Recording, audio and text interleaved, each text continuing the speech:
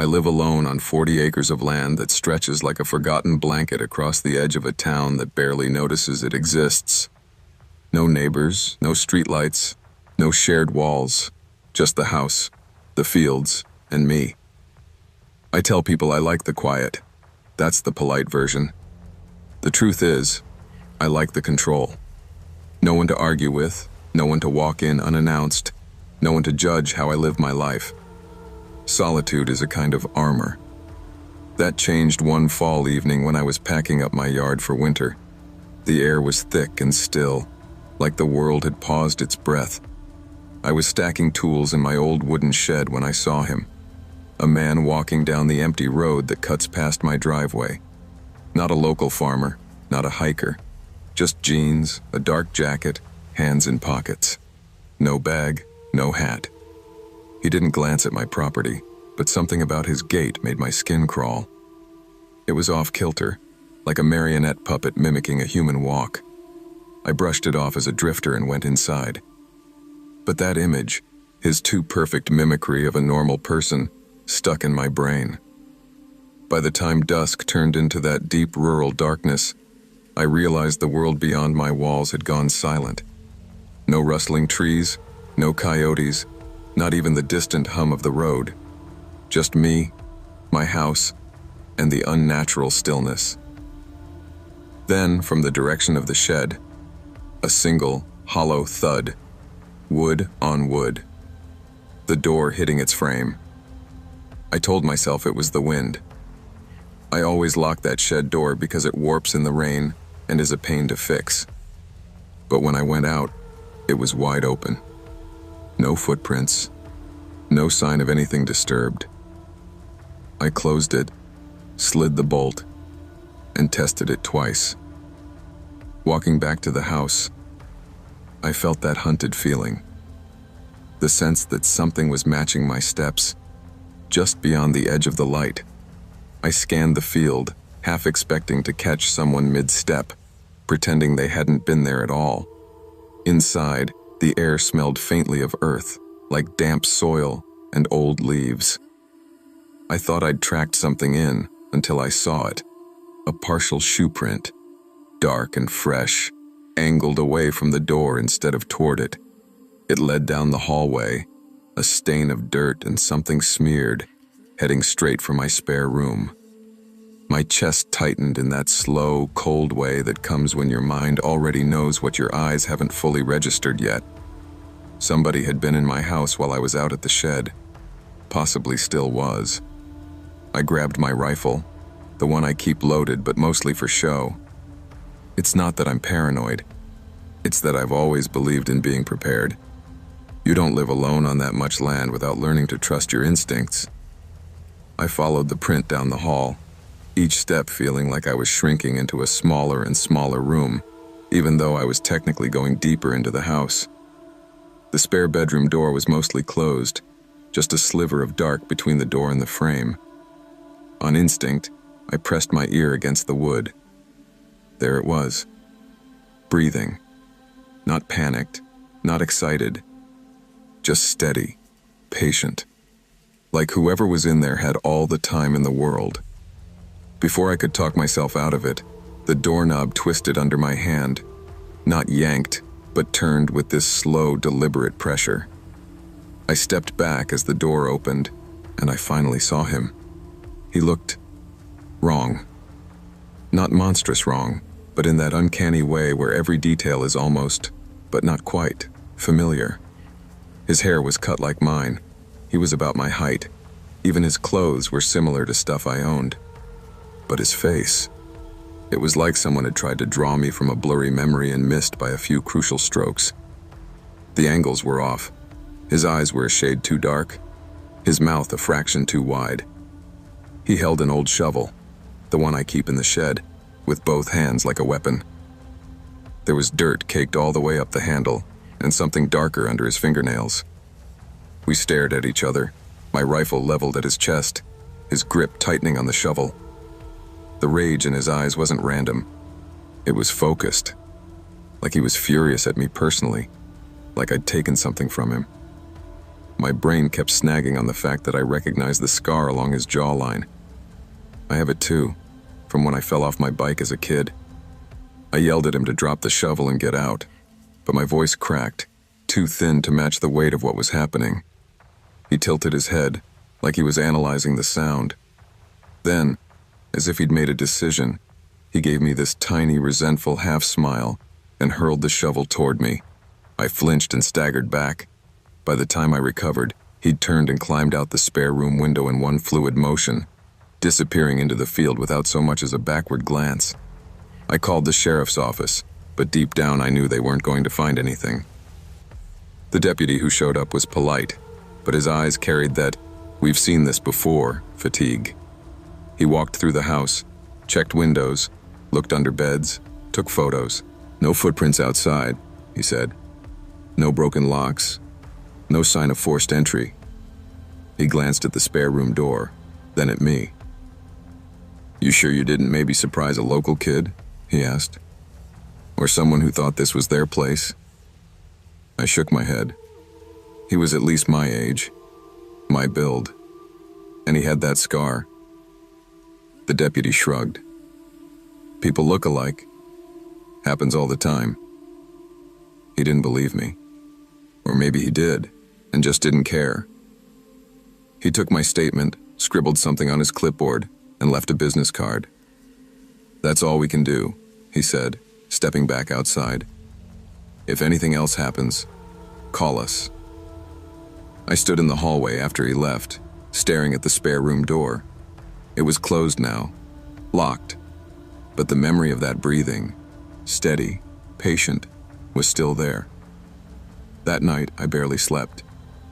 When I did, I dreamed of standing in my own field, watching my house from the outside, unable to get in. The next morning, I went into the spare room in daylight. The bed was made, the window shut from the inside. There were only two things out of place. First, the old family photo I keep on the dresser. In it, I'm about 8, standing with my parents. Had been moved so it faced the bed instead of the door. Second, the mirror on the wall had a smear right where my face would be if I stood in front of it, like someone had dragged their fingers down it, scratching at an image that wasn't quite right. Days passed, but the house didn't get quieter. It just got emptier. I started sleeping with the lights on, kept the rifle within arm's reach, checked the locks on every door 3 times a night. But the silence wasn't the problem anymore. It was the feeling that I was being watched. I'd catch myself staring at reflections in windows, half expecting to see a second version of myself just behind me. I'd hear the faintest scrape of something moving in the walls, like dry leaves brushing against plaster. The spare room became a ghost room. I avoided it. I kept the door shut, the lights off. I told myself it was just my brain replaying the image of that man with the shovel. But then came the nights when I'd wake up to the sound of breathing again. Steady, patient, coming from the hallway. Not from the spare room this time, from the kitchen. I'd sit up in bed, heart hammering, listening to the silence that felt too thick. One night, I decided enough was enough. I grabbed the rifle, turned on every light in the house, and walked through room by room. Nothing. But in the kitchen, I noticed something odd. A smudge on the counter, near the stove. Wet, smelling faintly of earth. Like someone had been leaning against it, listening. I wiped it away, but it came back the next night, and the next. Each time the smudge was in a slightly different spot. Like whoever was doing it was moving around, trying to stay hidden, but unable to resist the urge to touch something. It felt less like a break-in, and more like someone was practicing being me. I stopped sleeping in the bedroom, started sleeping in the living room, where I could see the whole house from one angle. I told myself it was temporary, that I was just being dramatic, but the house didn't believe me. One night I woke up to the sound of the front door opening. Not the soft click of a key, not the creak of old hinges. A heavy, deliberate push, like someone was testing how much force it would take. I sat up, rifle in hand, and listened. Silence. Then, From the hallway, the faintest sound of footsteps. Not walking, just shifting weight. Like someone standing still but refusing to be invisible. I stood, moved toward the hallway, and called out, "I know you're there!" No answer. Just the quiet hum of the house, waiting. I stepped into the hallway. The air felt colder here, sharper. And then I saw it. In the mirror on the wall, just past the spare room door, there was a reflection that didn't match what I saw in front of me. Me, except not me. The reflection was wearing the same clothes, had the same haircut, but its face was wrong. Too still. Too perfect. Like a mask carved from memory. It smiled. Not a real smile. A stretched, unnatural curve of lips that didn't belong to a real mouth. And then it turned its head slowly, deliberately, to look off into the dark part of the house where the light didn't reach. Like it was waiting for someone else. I blinked. The mirror was empty. Just me. But the feeling in the house hadn't changed. It still knew I was there. It still wanted me to know that whatever I thought was mine, my house, my land, my solitude, was never really mine at all. I was 18 the year I learned that home is just a word we use until something proves us wrong. My parents traveled a lot for work. By then, me staying alone wasn't a big production. I was the responsible teenager. Feed the cat, bring in the mail, lock the doors, don't throw a party. In return, I got a rare commodity: silence. No one asking where I was going, no one telling me to turn the TV down. It was early summer. The house felt like a private universe. I had every light I liked on, every show queued up, my phone in one hand and a bag of chips in the other. Outside, the sky was that deep indigo where your reflection in the window looks like a stranger if you glance too fast. I remember thinking, bizarrely, how safe it felt, how controlled. Around midnight, 3 knocks broke that illusion. Not frantic, not cautious. 3 slow, measured thuds on the front door, the kind that sound like someone practiced them. For a second, I moved on autopilot. Home equals safe, door equals formality. You open, that's what you do. My hand wrapped around the knob and stopped. It wasn't a thought so much as a full-body red flag. Nobody comes here at midnight. We don't have close neighbors. My parents weren't due back for 3 days. There was no logical universe where a friendly visitor was at our door. I pulled my hand back, suddenly aware of how alone I actually was. The house, which had felt big, and mine, suddenly seemed full of corners I couldn't see from where I stood. I checked the peephole. That was the last normal action of that night. 2 men stood on the porch. They were too stiff to be casual, too coordinated to be random. Dark jackets, dark pants, not uniforms, but almost matching. The kind of clothes people wear when they want to look professional without actually being attached to anything official. No pizza boxes, no clipboards, no delivery truck in the driveway. They weren't looking at the door. They were staring straight ahead, like they were waiting for a cue. After a beat, one of them spoke. "We're here to speak with Mr. and Mrs. Ian," he said. My parents' last name, perfectly pronounced. The tone was wrong, though. It sounded rehearsed, like a line in a play. He didn't say your parents or the homeowners, just their names, like he knew them without knowing them. Every instinct in me screamed to stay silent. I could feel my pulse in my ears. The soft buzz of the ceiling light above me sounded like static. The air between my mouth and the door felt too fragile to risk words. I held my breath. They waited another moment, then glanced at each other. One muttered something I couldn't catch. Then they stepped out of the peephole's view. I didn't hear a car door. No engine turning over. Just the fridge humming behind me and the blood rushing in my head. I should have called someone then. My parents. A neighbor. 911. Instead, I did what people do when they're half scared and half in denial.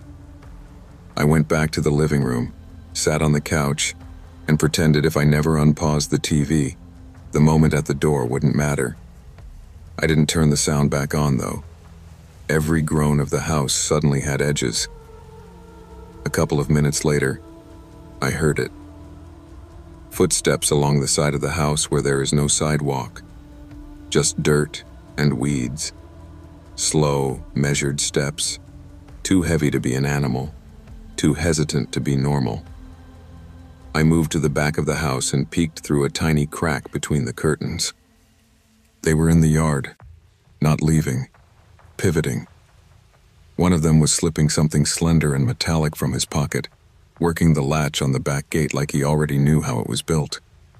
The other kept looking up at the dark windows, not scared, expectant.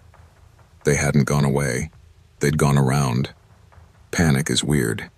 It doesn't hit all at once. It arrives in layers. First layer. They're not supposed to be there. Second, they never left. They just chose a different entrance. Third, cold and clear. They're not here to talk. While one of them tested the back door, pressing, stepping back, looking at the frame like a contractor might, the other scanned the second-story windows. I backed away from the curtains like the glass had teeth. My phone was suddenly the heaviest thing I'd ever held. I texted my parents, "Call me now." Then I didn't wait. I dialed 911. I kept my voice low as I moved through the house, whispering to the dispatcher, trying to balance speed and silence. "There are 2 men at my house," I said. "They tried the front door and now they're in the backyard. My parents are out of town. I'm alone." "Stay on the line," she said. "Can you get somewhere safe you can lock?" The garage. It had a solid door to the house. No windows. I eased into it and clicked the door closed, heart hammering. Right after she told me officers were on their way, something metallic popped from the back of the house, hard enough that I felt it through the wall, the deadbolt giving way. Then the back door shut. My house has this specific echo when that door closes. A low, heavy thud through the floorboards. I'd felt it 1,000 times from upstairs. Hearing it from the dark garage felt like listening to someone else's heartbeat beating in my chest. Their footsteps inside were controlled. Not the hurried shuffle of thieves, not the random wandering of drunk idiots. Slow, deliberate, weight spread out like they were savoring the quiet. I could trace their route by sound. Kitchen, dining room, hallway, then the stairs. They went up like they'd done it before. Like they knew there was nothing for them on the first floor worth taking. One of them flicked a light switch. Another, probably surprised to find most of the house already dark. They spoke in low, clipped phrases I couldn't fully make out, except one word: wait. It came out of one of them in this tone that sounded like both an order and a summary. Wait. As in, wait here. As in, this is what we're here to do. Upstairs, doors opened and closed. Not dresser drawers, not cabinets. Full doors, bedroom, bathroom, closet, another bedroom. Then one door shut very softly, and the house went still. The dispatcher kept asking if I could hear them, if I was okay. I realized at some point I'd stopped answering out loud, afraid even my whisper would ride the air vents up to them. Time fell apart. 10 minutes felt like an hour spent under a boot. I didn't go upstairs. I didn't move at all except to breathe as quietly as I could. The garage was dark except for the thin LED light on the opener. My own shadow on the cement looked like someone else hunched there. I could still hear them above me. Not moving exactly, but present. A weight on the ceiling. In that weird, stretched-out time, my brain did something I hated for. It started filling in the blanks. I could see them in my mind as clearly as if I'd stuck my head around the corner. Both of them in my parents' bedroom. The biggest room, the one you'd automatically gravitate to if you were planning an entrance. sitting on the bed, in the dark or near dark, facing the door, maybe one on each side of the frame, maybe both at the foot, maybe one standing, one sitting. It doesn't matter. The shape of it was the point. Waiting. I knew in a way that bypassed logic that if my parents had actually been due home that night, they would have walked straight into that. Keys in the front door, casual conversation about their trip, bags in hand, lights off because they'd think everyone was asleep, up the stairs, down the hallway, into a room where two men already knew their names. The dispatcher said, "They're almost there. Stay with me." Then, the crunch of tires on gravel, not fast enough to be a chase, but fast enough to mean business. No sirens, just presence. The house above me came to life. Fast footsteps across the upstairs hall. A door slamming. Hissed arguing, more urgent than before. The back door opened again. Officers shouting commands, their voices echoing in a way the men's hadn't. "The police are entering now," the dispatcher said, calm but with this undercurrent like, "Now we see which way this goes." They went straight upstairs. They didn't need anyone to tell them that's where the wrongness lived. Another voice came around the outside, close to the garage door. They knocked. Firm, but not pounding. They said my name through the wood over and over until I finally croaked, "Yeah." When I stepped out into my own driveway, my quiet, normal-looking house was lit in police red and blue. It looked like a crime scene before a crime had time to finish. They walked me to the sidewalk. I watched as two men in dark jackets came down my front steps in handcuffs. They didn't look at me. That was somehow worse. They didn't resist. That's something the officers kept repeating. They went quietly. They complied. They had no duffel bags full of electronics, no pillowcases full of jewelry, no visible weapons, just those heavy jackets and a script they'd half unfinished. At the station, they gave almost nothing up. Basic info. Names that might have been real. No priors in the system that screamed monster. Just minor crap. Trespass, shoplifting, whatever. They knew my parents' full names. Our address. That my parents traveled often. Roughly how long they were usually gone. Later, my parents checked their digital lives for leaks. No obvious social media oversharing. No travel photos posted in real time. No public calendars.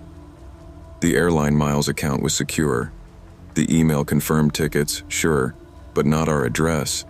We never did figure out how these men pieced it together, or how many houses they'd tried this on before.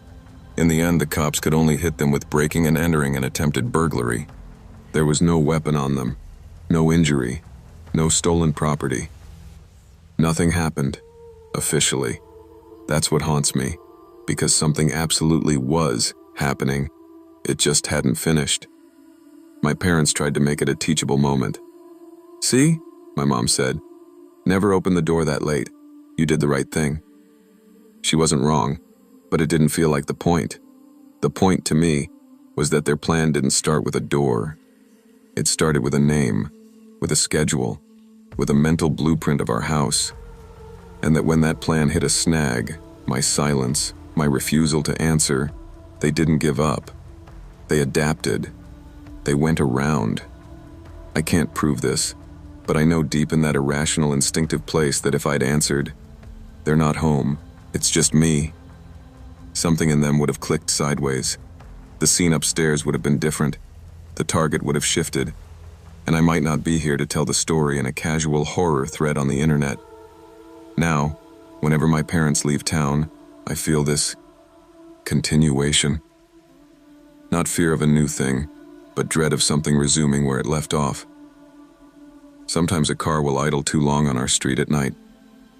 The headlights will wash over our front door. I'll pause whatever I'm watching, stand in the hallway, and listen, just to be sure. Sometimes I swear I can feel the echo of those 3 practiced knocks in my bones. Not yet on the door. Just rehearsing, waiting for the right timing. the right names, the right house that still thinks nothing like that could ever happen here.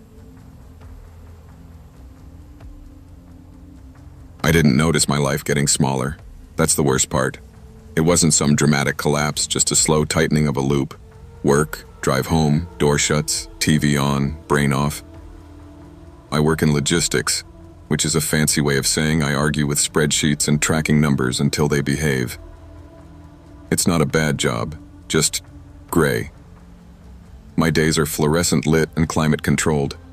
My nights are blue lit and silent. When I bought my split level 3 years ago, everyone said the same thing. Nice starter place, good neighborhood. It looked like every other house on the block. Same siding, same half-hearted landscaping, same porch lights that freaked out over squirrels. I told myself I'd get to know the neighbors. I didn't. I waved a couple of times, then started timing my exits to avoid eye contact. My social life shrank down to one person, Mark, a guy from work who refused to let me disappear completely. He'd drag me out for wings or beers, keep me on the group chat, remind people I existed. That December, he started calling me Ghost. "You're like a rumor," he said once. People at work are like, "Is he still here? Did he die at his desk?" "I'm just tired," I always said, which was true. But it wasn't the whole story. Tired is safe. Tired is easy. Tired is how you justify not noticing that no one would miss you for a few days if your porch light burned out and never turned back on. Mark's New Year's party was his last stand against my hermit phase. "You're coming," he said. "This isn't a question. You can sit in the corner and judge everyone, I don't care. Just show up."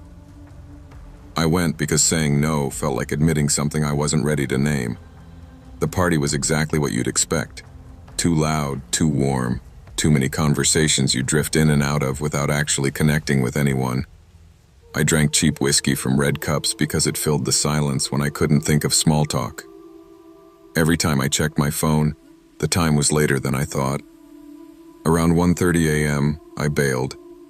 Told Mark I had an Uber coming and would get my car tomorrow. The ride home was quiet, streets empty. When the driver left me at the curb, the neighborhood felt hollow. No fireworks yet, no kids, just a kind of suspended stillness. I got inside, maybe locked the door, maybe didn't. I thought I did. The act is so automatic I don't have a clean memory of it, just the feeling of key and lock, twist, click. I was drunk enough that probably felt like definitely. I collapsed on the couch fully dressed, shoes kicked halfway off, the remote digging into my hip. I didn't even turn on the TV. The darkness felt like mercy. The doorbell cut through my sleep like a blade. 4, maybe 5 hard presses in a row. Too urgent to be a drunk neighbor. Too impatient to be a delivery. I remember surfacing, disoriented, heart starting to pound. I did nothing. I lay there, heavy as wet sand, thinking, if I don't move, it stops being my problem. After a few seconds, it did stop. No knocks, no voices. My body, desperate for rest or escape or both, dragged me back under. I wish I could say I didn't know better. The truth is, I chose not to know anything at all. The next time I woke up, it wasn't to a sound, it was to a feeling. That cliché someone's watching you thing, it's real. It's like your nervous system wakes up before your thoughts do. My eyelids felt glued down, but every instinct I had was suddenly screaming. The darkness was wrong. My living room usually has this faint orange haze from the streetlights, but now it was almost pure black. As my eyes adjusted, I saw that thin stripe of light on the hallway wall, pale and still.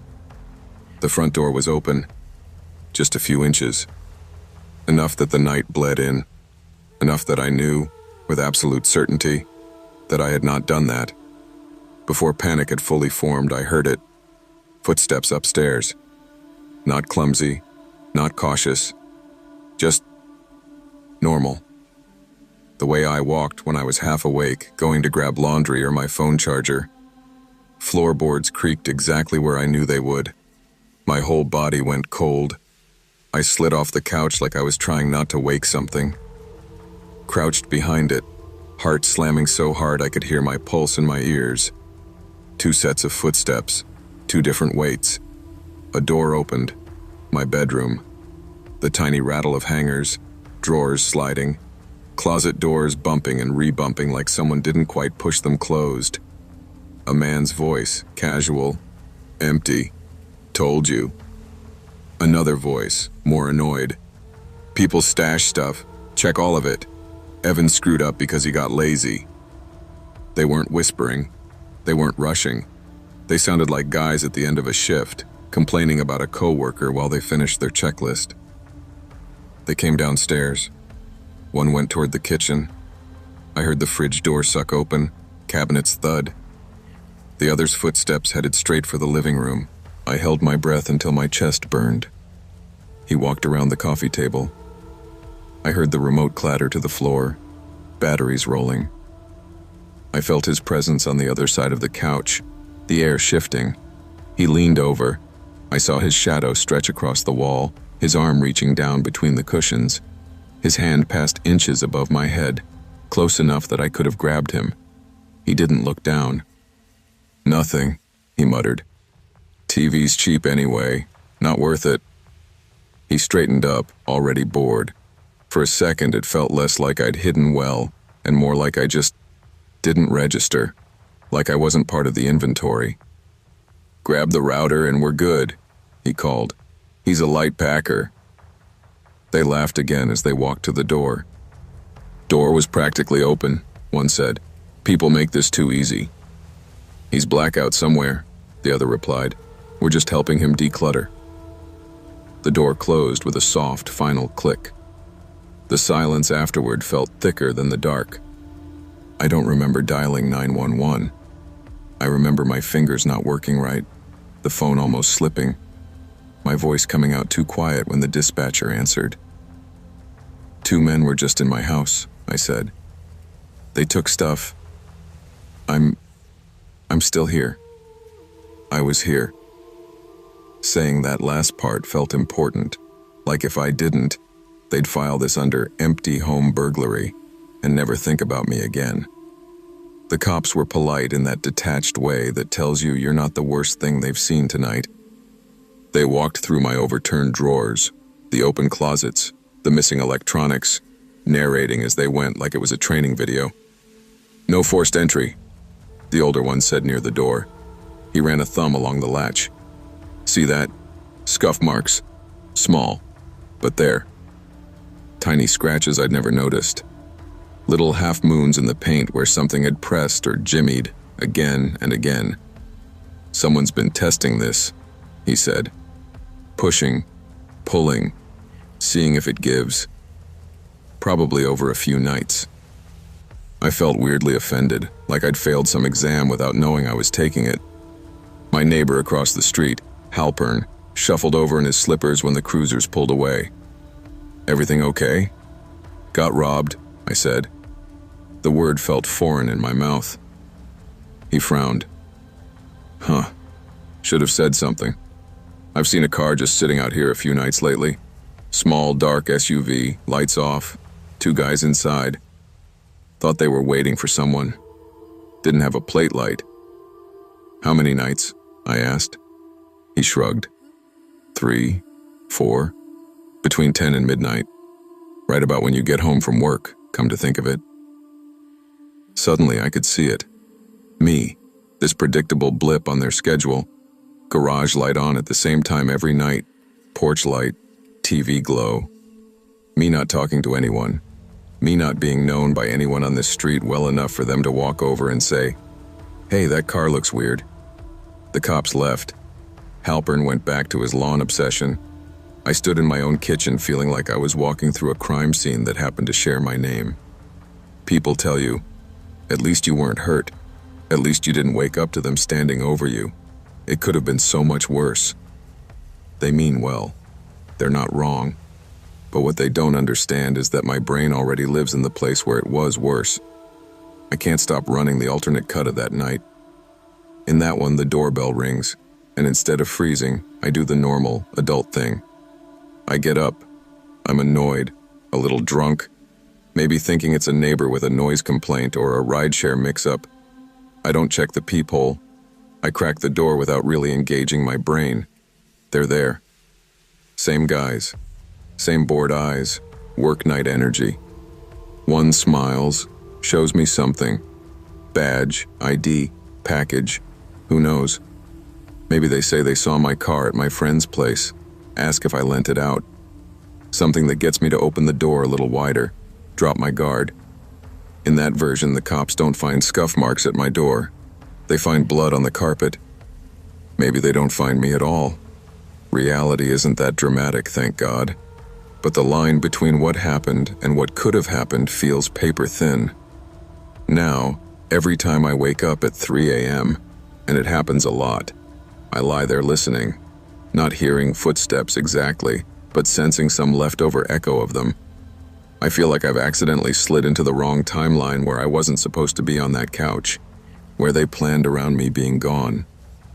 It messes with your head, realizing there are people out there who know your habits more clearly than your friends do, who have watched your lights, your comings and goings, your patterns, who see you not as a person, but as Tuesday, 10:30 p.m., likely empty. I added cameras, better locks, a bigger deadbolt plate. I joined the stupid neighborhood Facebook group I'd been ignoring. I learned my neighbors' names, not because I suddenly love small talk, but because I understand now that being a total ghost, it doesn't make you invisible. It just makes you easy. If you've ever scrolled through rental listings with your brain half offline, you know the type of house I'm talking about. I was visiting my brother 3 years ago. He lives in a cramped one-bedroom with a roommate who basically lives in the kitchen. I didn't want to be the third body on their floor, and hotels in his area were stupid expensive, so I went the budget route. Short-term rental, entire place, low nightly rate, clean photos. The listing pictures showed a small, generic house. Beige walls, basic couch. Minimalist, if you're being kind. Staged for resale, if you're being honest. The reviews were short but positive. Clean. Good value. Convenient location. When I pulled up after a 6-hour drive, my first thought was that it looked like a model home they forgot to unbuild. The lawn was too neat, the blinds all at the same height. No kids' bikes or lawn chairs, just a house-shaped object on a quiet street. Inside, it felt worse.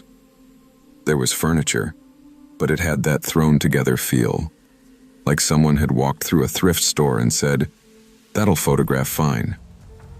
No books, no personal stuff, no weird knickknacks, just surfaces and angles. The air smelled wrong.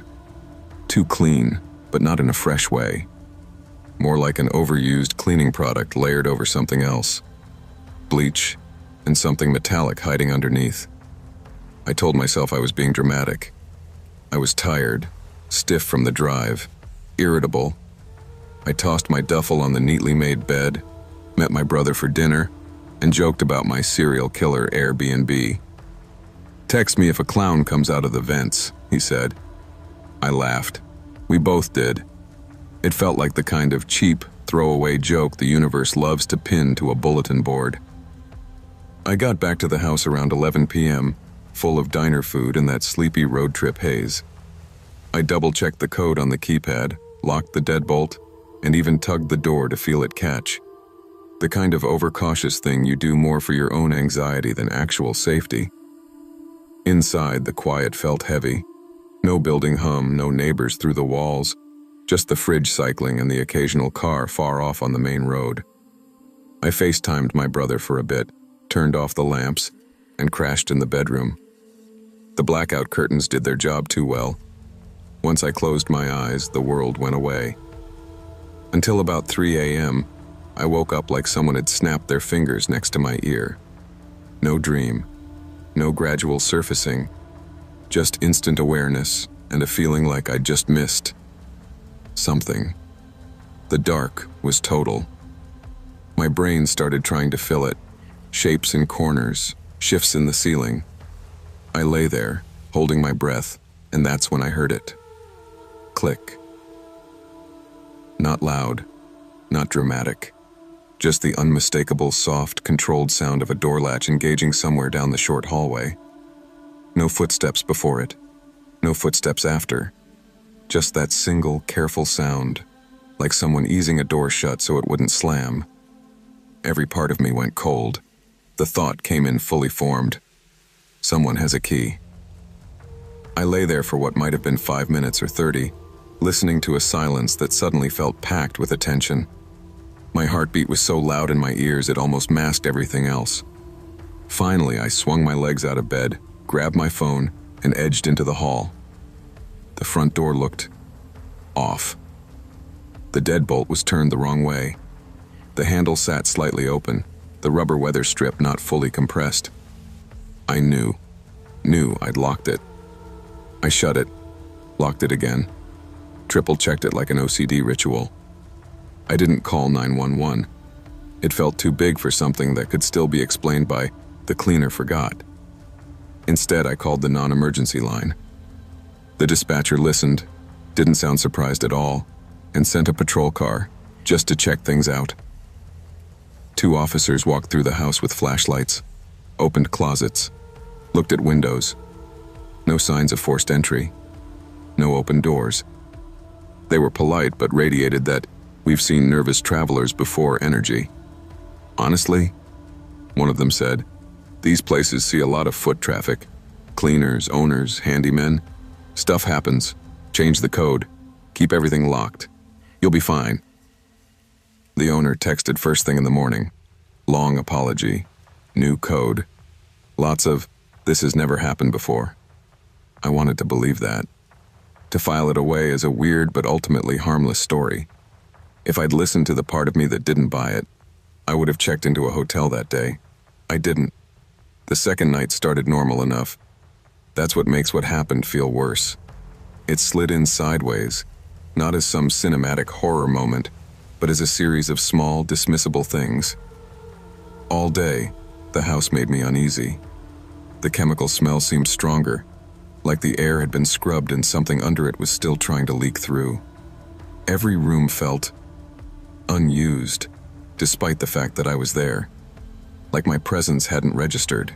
My brother suggested I just crash at his place. Dude, our couch is terrible, he said. But bad furniture beats haunted knockoff IKEA. I laughed it off. I didn't want to be the needy sibling. Didn't want to deal with his roommate. Didn't want to admit I was spooked by a house. You're overthinking it, I told myself, locking the door again that night.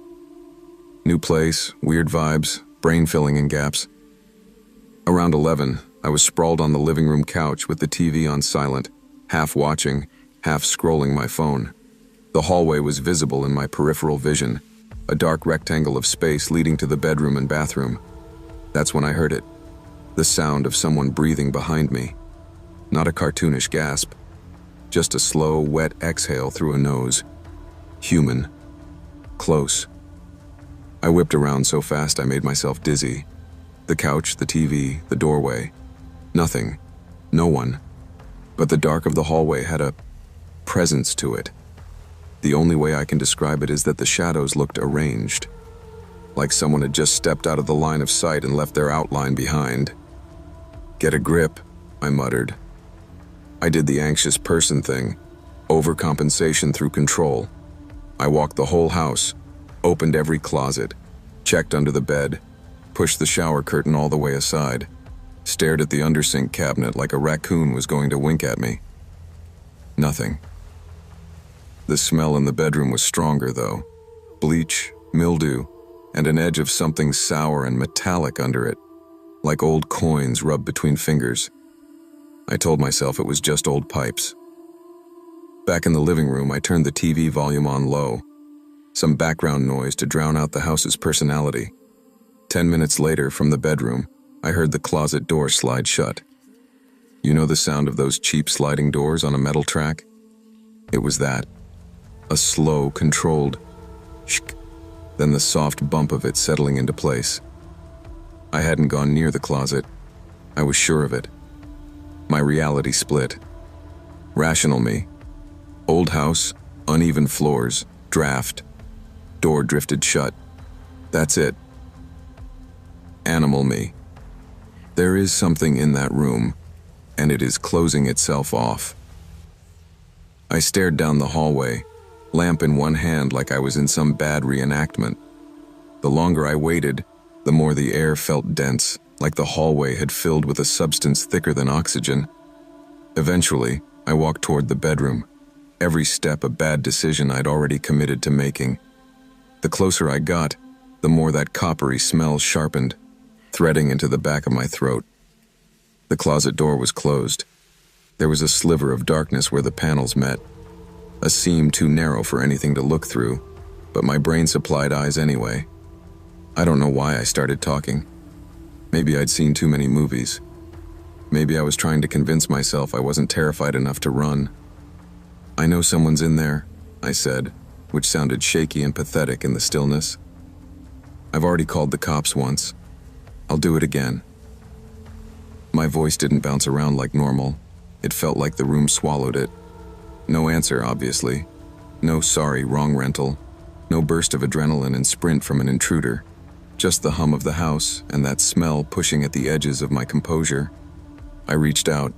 My hand closed around the cheap little finger groove in the closet panel. Just as I started to pull, the bedroom light went out. Not a flicker. A clean cut. 1 second I'm staring at the door. The next, I'm in absolute black. I froze. In that dark, all my senses tried to climb into my ears at once. That's when I felt it more than heard it. Weight shifting. A shoe, because it had that rubber on wood drag. Scuffing once. Inside the closet. 6 inches, maybe a foot, from where I stood.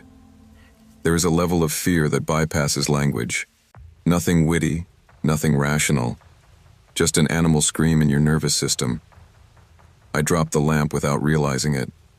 My body had already decided to run. I bolted. Down the hallway, hands scraping the wall to orient myself. Into the living room, where the light from the street lamps outside made everything look washed out and unreal. The deadbolt suddenly felt like a puzzle I'd never solved before, fingers fumbling. All I could picture was that closet door sliding open behind me, silently, something stepping out into the hall. I yanked the front door open and didn't close it behind me.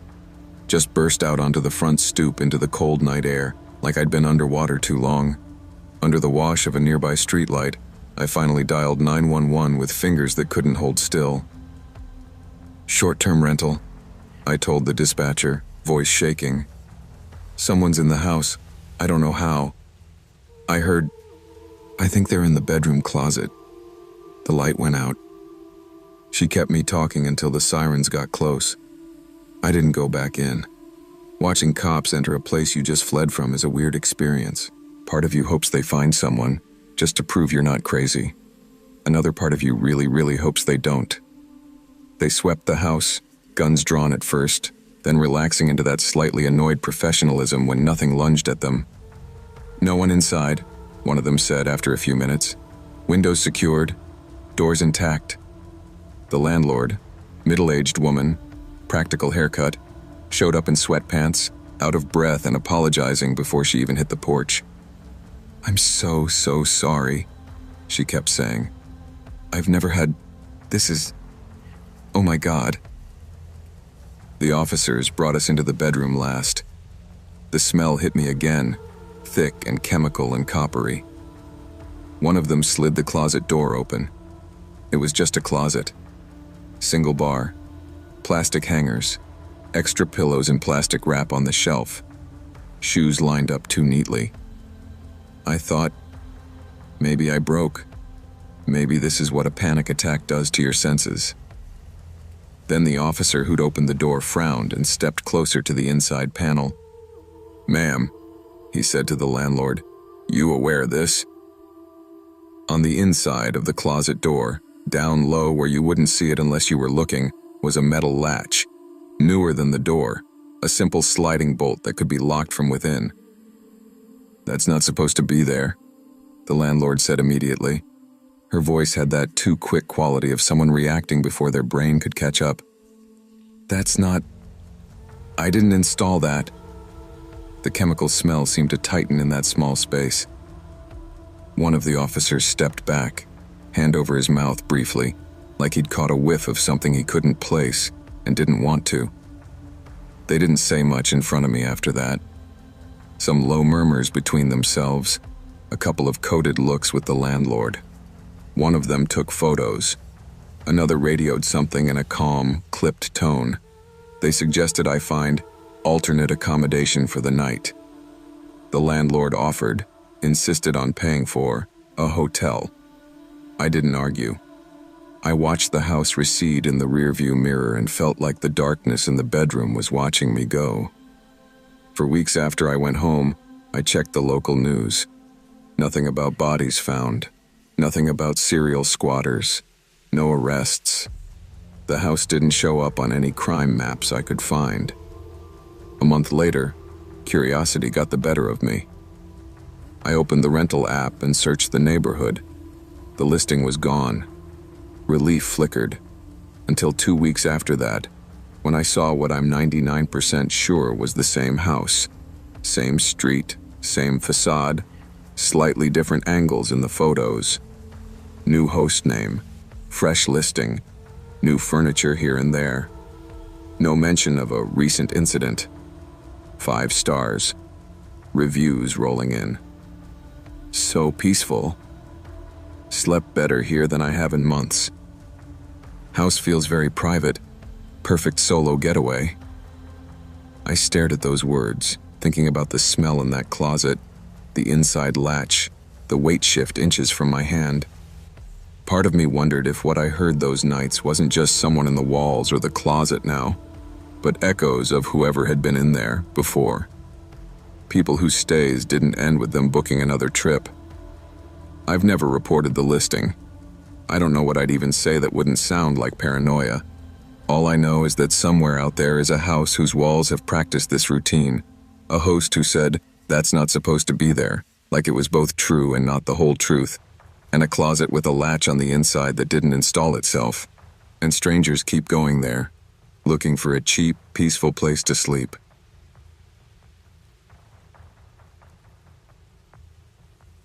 It started with 3 dull thuds, spaced just far enough apart to sound intentional, not frantic, not friendly. Practiced.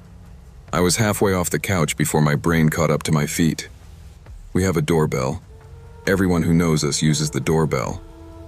The knocking itself should have been my first red flag. I padded down the hallway in socks, the house suddenly too quiet behind me.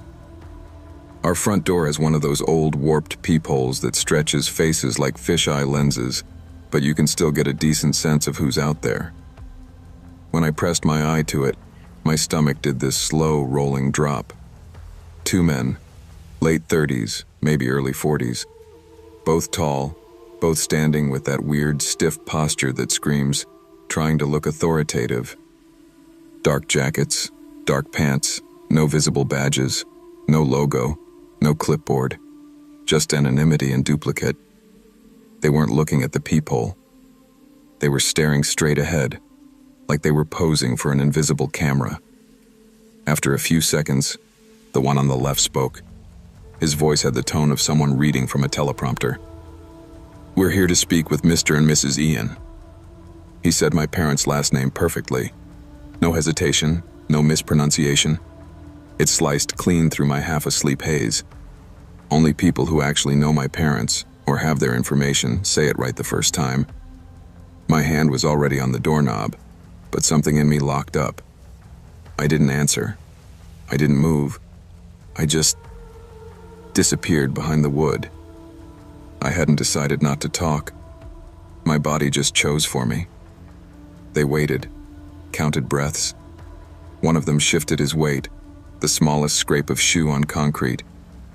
Then he turned his head slightly toward the other and muttered something low I couldn't catch.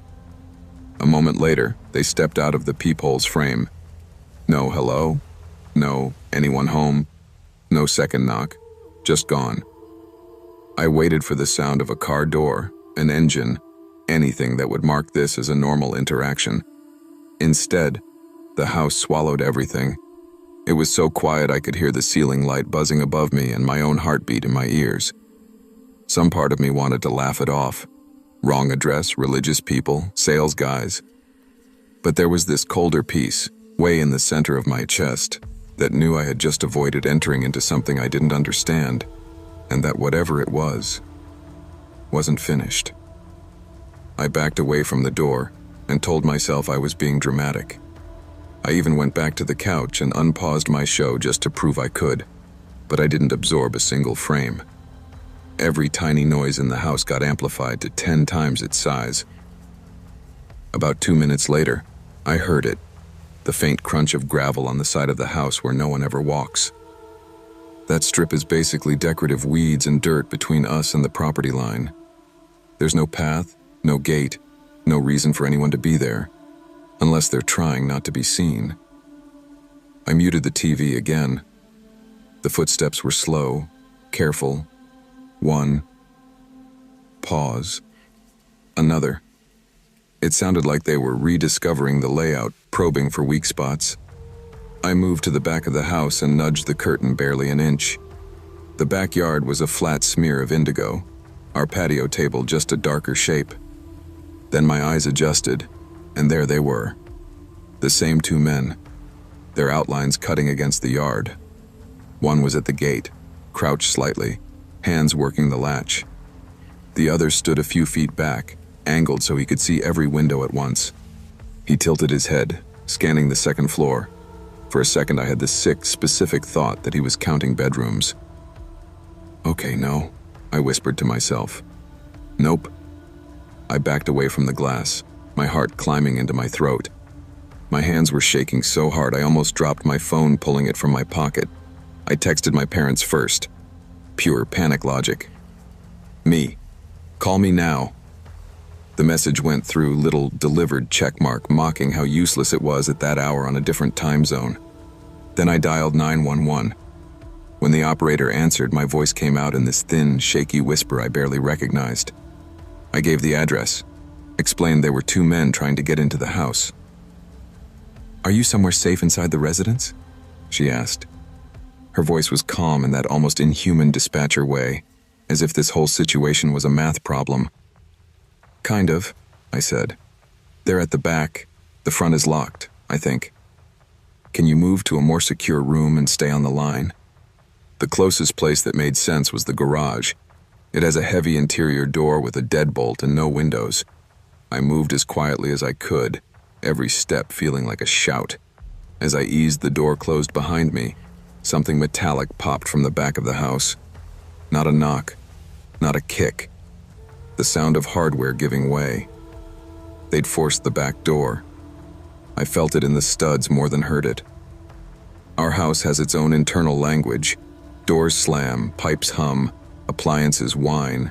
That particular echo, the hollow thud of the back door shutting, was as familiar as my own voice. Hearing it from the wrong side of a locked garage felt like listening to someone else inhale using your lungs. Ma'am? The dispatcher said. Are you still there? Yeah, I whispered. They're inside. From inside the dark garage, everything in the house was translated into blunt vibrations through drywall and concrete. I stood there, phone pressed to my ear, trying not to breathe too loud. Their footsteps came in like they owned the place. Slow, measured, definitely not the frantic shuffle of someone grabbing valuables. One pair was heavier, one a bit lighter, but their rhythm stayed almost identical. I could trace their path: kitchen tile, dining room wood, the subtle change to carpet at the base of the stairs. Two adult males inside the residence, the dispatcher repeated, more for the recording than for me. Officers are en route. Stay with me, okay? I wanted to ask her if anything about this sounded normal to her. Instead, I just said, okay, and listened. They went upstairs. Our staircase has one board that squeaks on the 5th step. I counted under my breath. 1, 2, 3, 4. Squeak. 5. Then their weight shifted onto the 2nd floor. Drawers being rifled have a specific sound. Sharp pulls, wood hitting stops, objects clattering. What I heard instead was doors. Long, soft swishes as closet doors opened and closed. Hinges creaking on bedroom doors being tested. Every once in a while, one of them flicked a light switch. The soft click echoed down through the framing, but no new light filtered under the garage door. I had already turned everything off but the living room lamp. To them, it must have looked like a house that had gone to sleep hours ago. They weren't in any hurry. That was the worst part. No low "hurry up," no sounds of bags or zippers, nothing that said, "We're here to grab and go." It felt like reconnaissance. Once, the lighter-footed one spoke loud enough that his voice bled through the ceiling. One word, clear and sharp. Wait. I don't know why that word bothered me so much.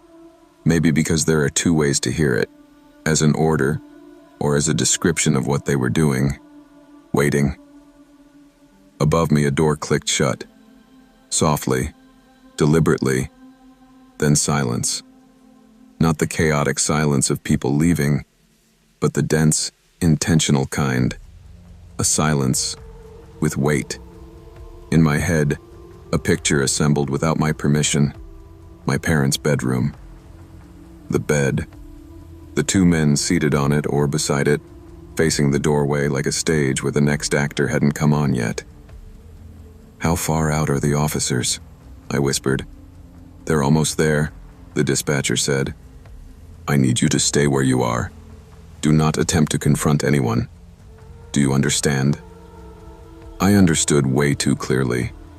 I understood that if my parents were due home that night, these men would probably still be upstairs, staged, practicing their lines for when the front door opened and familiar footsteps came down the hall.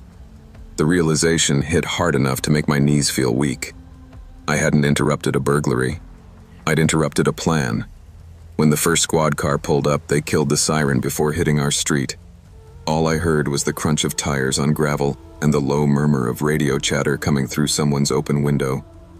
Inside the house, the stillness burst. Feet pounded across the upstairs hallway. A door slammed, then another. One of them cursed under his breath, just a muffled syllable, but the tone was unmistakable. "Officers are entering now," the dispatcher said. "You're doing great. Stay put until they come to you." The back door opened again, this time with authority. Voices barked commands. "Sheriff's Department. Hands where I can see them." Boots thudding up the stairs, the controlled chaos of trained people stepping into someone else's mess. Another officer came around the side of the house and knocked gently on the interior garage door. "My name?" "It's the police. You can open up." I froze for a second. Every movie I'd ever seen flashed through my head. Someone faking a voice, baiting the victim. I called out, "Badge through the mail slot," before my brain could tell my mouth that was insane. There was a tiny pause, then a quiet chuckle. "Fair enough," the voice said, closer to normal now. "Unit 24. I'll back up so you can open it." I still checked through the peephole. He was there. A uniform, reflective vest, radio on his shoulder. I unbolted the door with hands that felt like they belonged to someone else. The house looked wrong in red and blue. Our neat, neutral walls were slashed with emergency colors, making everything look staged, like the set of one of those gritty reconstructions on true crime shows. They walked me outside while other officers moved in and out, their radios hissing. After what felt like a long time and also no time at all, 2 men were let out in cuffs. Same jackets, same stiff posture, now just slightly deflated. They didn't look scared. They looked annoyed. Like this was a delay. One of them scanned the crowd and his gaze skimmed past me for a microsecond. No recognition. No surprise. Just a flicker, like he was checking which variables had changed. "Do you know these men?" an officer asked me. I shook my head. "No, Never seen them. Later, I overheard snippets. No weapons found on them. No stolen property. No obvious tools beyond whatever they'd used to pop the back lock. When questioned, they gave names the cops clearly didn't buy, and addresses that led to vacant buildings. They knew my parents' full names. They knew our address. They knew our travel dates. Roughly 3 days. Home Sunday. Could be they got your info from a data breach, one detective said when my parents finally flew home and met with them. Or social media. People post more than they realize. My parents don't post anything. No boarding passes, no vacation shots. Their profiles might as well be dead. We're charging them with breaking and entering, the detective said. Unfortunately, that's all we can get to stick right now. My mom's voice cracked. That's it? They were in our house. Yes, ma'am, but they didn't harm anyone. They didn't take anything, and they're not talking. That night, after everyone left and the house was finally, painfully quiet, my dad tried to lighten it. See, he said, forcing a smile. You did everything right. You didn't open the door. You called 911. Lesson learned. He meant it as comfort. But don't open the door to strangers felt microscopic next to what had actually happened, because the scariest part wasn't that 2 men broke in. It was that they broke in and waited. Life has a messed up way of snapping back to normal after something like that. For everyone else, anyway. Locks get upgraded. A security system goes in. My parents add travel discretion to their list of rules. Then they go back to their flights and presentations and hotel points. I went back to kind of nothing. School, sure. Friends, sure.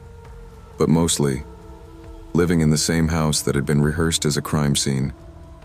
Sleeping in the same bedroom under the same ceiling where 2 strangers had walked, paused, and decided to stay a while. For weeks, I kept picturing what would have happened if their timing had been different. If my parents' flight had landed early, if traffic had been lighter, if their "we'll be home by 11" turned into 10 instead. I'd see it like a movie in my head. The front door unlocking, my mom calling out my name, my dad dropping his suitcase in the hall, light flipping on at the top of the stairs, 2 men standing in the doorway of the master bedroom saying my parents' names in that practiced tone. We're here to speak with Mr. and Mrs. Ian. I started noticing patterns I'd never paid attention to before. How predictable we were. The light we always left on over the stove. The habit of my dad checking the mail before taking off his shoes. My mom hanging her keys on the same hook every time. I could have written a script for our nightly routine. So could anyone watching long enough. That realization gutted whatever sense of safety I had left. I wasn't afraid of monsters or ghosts. I was afraid of rehearsal. Of people who practiced being harmless until the exact second they didn't need to be anymore. The legal process dragged on, then kind of fizzled, at least from what we were told. Without evidence of a bigger plan, the system treated it like a weird, failed break-in. A blip. The men pled to lesser charges. Time served, maybe probation. No one would say much. I still think about them, about how calm they were, about the way one of them said, "Wait," upstairs, and how that one word felt like the center of a larger sentence none of us got to hear. Here's what lives with me now. Every time my parents book a trip, I get that same sinking feeling in my stomach. Not that something new will happen, but that something old will resume. Like somewhere, someone still has a copy of the script labeled Ian House, Night Interior, and is just waiting for the right cast to line up again. Sometimes, late at night, when a car slows down outside, I mute whatever I'm watching and stand in the hallway. I just listen. For gravel crunching along the side of the house where no one should walk. For the back latch trembling. For 3 measured knocks and a voice saying my parents' names, ready to pick up right where they left off.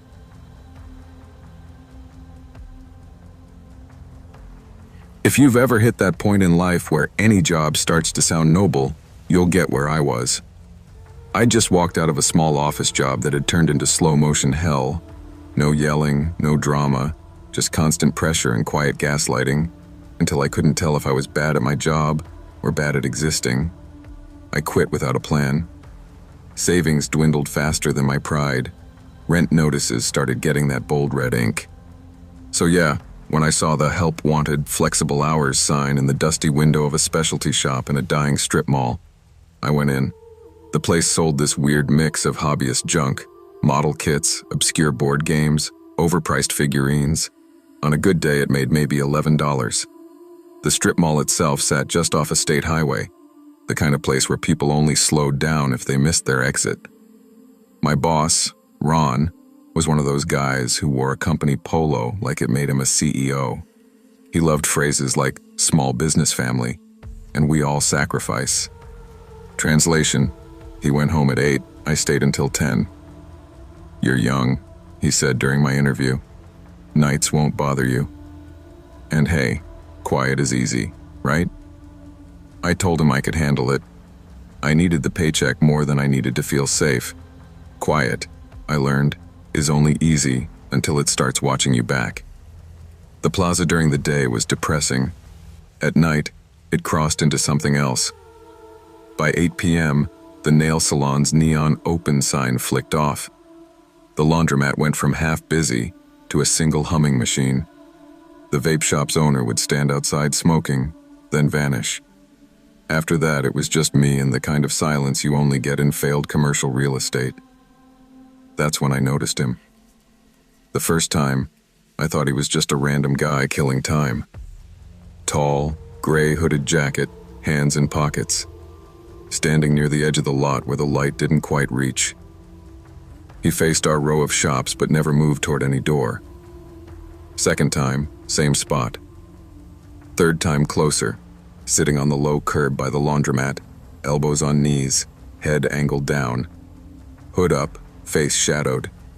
I started calling him the Watcher in my head because it made it feel like a character in a story instead of a person in my life. I asked the lady at the laundromat once, trying to sound casual, "Hey, you see that guy in the gray hoodie a lot?" She barely looked up from her phone. "Which guy?" "Tall, hood up, just stands around." She shrugged. "People come and go. Long as they don't bother me, I don't notice." The vape shop guy claimed, "Oh yeah, dude's been around forever." Then, a beat later, "Or maybe I'm thinking of someone else." I never saw him go into a single shop. Never saw a car for him. He was just there. Far enough away to ignore if I wanted to. Close enough that pretending I didn't see him started to feel dishonest. I told myself he was probably just lonely. That the strip mall was the closest thing to company he had. That explanation worked. Until the night he moved closer. My third week there, my coworker texted me an hour before his shift. "Sorry man, sick as hell. Can't make it." I forwarded it to Ron. He replied almost instantly, "You'll be fine. After 8, it's a ghost town." He meant it as reassurance. It didn't feel like that. By 9:30, I'd had one customer, some guy buying a pack of card sleeves with crumpled bills. The rest of the time, I wiped already clean shelves and watched my reflection in the front glass. The Watcher was there. Not at the edge of the lot this time. He'd moved up, leaning against a lamppost directly opposite our store. The hood was up, hands in his pockets. The light behind him was blown out, so all I could see was a tall silhouette. I tried not to stare, told myself, "He's just a guy. Homeless maybe. Weird but not dangerous. If he wanted trouble, he would have started it already." At 9:50, the aisle lights flickered. One long blink, then 2 quick ones like they were trying to communicate something. The security monitor in the back stuttered into static for half a second, then came back. Old building, old wiring. I filed it under annoying but explainable. At 10 o'clock on the dot, I locked the front door, flipped the sign to closed, and went to count the drawer in the little back office. Bills, coins, the scratch of my pen on the closing sheet. The normal ritual started to calm me down. Then I heard it. A soft, slow drag along the front glass. Not knuckles. Fingernails. I stepped out from the office just far enough to see the door. The watcher was standing inches from the glass now, right up against it. His hood was angled down so sharply I couldn't see any part of his face, just darkness under the fabric. His left hand was flat on the door, fingers spread wide. From where I stood, it looked like he was feeling the glass, not knocking, not trying the handle, just connecting. My heart hammered against my ribs. I stayed frozen behind a display, watching. My phone buzzed in my pocket, a notification, too loud in the quiet. I flinched, looked down for a second, thumbed it silent. When I looked back up, the window was empty. No footsteps, no shadow walking away. Just gone. I went straight to the monitor. 4 angles, grainy black and white, entrance, main aisle, side aisle, back hallway. I rewound the last 5 minutes. On the screen, the front of the store stayed completely empty. No man in a hoodie, no hand on the glass. While I was still trying to make sense of that, the feed glitched again. For 1 frame, maybe half a second, it showed me. Same uniform, same apron, standing at the register, counting cash. Timestamp, 2 nights earlier. Then it snapped back to live. I told myself it was a software bug. Old system, cheap cameras. Still, I shut the office door before I finished counting. The lock on that thin, hollow core door felt like a joke. I turned off the sales floor lights, 1 section at a time, until only the emergency strips glowed faintly. The store felt smaller, pressed in by its own inventory. I grabbed my keys and headed toward the back exit. The front door chime rang. Just once. Soft, cheerful. The same sound it made every time someone walked in during business hours. Except the front door was locked. I checked it myself. I was holding the only key. The air changed. It sounds stupid, but that's the only way I can describe it. The room felt thicker, like someone had just taken a deep breath and was standing there, waiting. I froze. From the center aisle came the faintest scrape, like a shoe sliding half an inch on tile. Not a crash, not a bump, just presence. I did not go toward it. I backed into the office instead, shut the door as quietly as I could, and locked it. My hands were shaking so hard it took 3 tries to dial the non-emergency police line. "I'm at the store name," I whispered. "I think someone's inside." The door's locked, but I heard... I stopped. What was I going to say? I heard a chime that shouldn't ring, and air that felt wrong. The dispatcher said officers were on the way. Stay put. Don't engage. So I watched the cameras. For a minute, the feeds were boring. Empty aisles, empty entrance, empty hallway. Then something appeared. No door opened. No frame flickered. 1 second, the front part of the store was empty. The next, there was a figure at the edge of the aisle, just inside the camera's view. Tall, hood up, edges blurred like the focus was off. He didn't move, didn't turn, just stood there, perfectly still, like he was posing for the worst portrait ever taken. The timestamp in the corner started to spin. Date and time cycled so fast it was unreadable.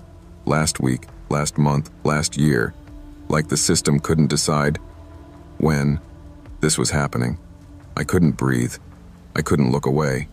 After what felt like forever, but was probably a few seconds, his head lifted toward the camera. It didn't zoom. The resolution didn't suddenly sharpen, but my brain filled in details anyway. The sense I got wasn't stranger's face. It was my own features, pulled and smeared under that hood.